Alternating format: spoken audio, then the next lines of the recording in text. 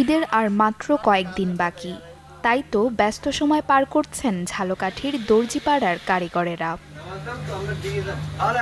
পছন্দের পোশাক বানাতে ভিড় বাড়ছে দর্জির দোকানগুলোতে। ঈদে পরার জন্য বিভিন্ন ধরনের গজ কাপড় নিয়ে 3 পিস, 2 পিস, পাঞ্জাবি সহ নানা রকম পোশাক তৈরির অর্ডার দিচ্ছেন।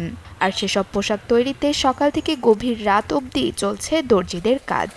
উৎসবে খুশি হবে নগদে বেশি, কারণ ঘন্টায় ঘন্টায় আছে গিফট জেতার সুযোগ।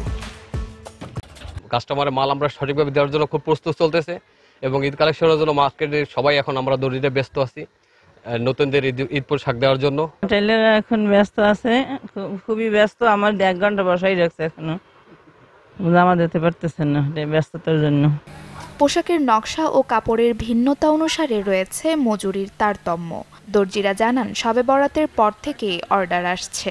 ইতোমধ্যে অনেক দোকানই বন্ধ হয়েছে নতুন অর্ডার নেওয়া।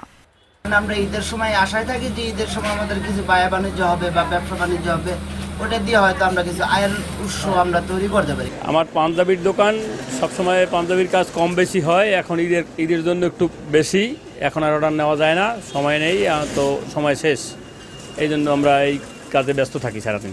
ঝালকাঠি জেলার 4টি উপজেলায় প্রায় 5 শতাধিক দর্জির দোকান রয়েছে।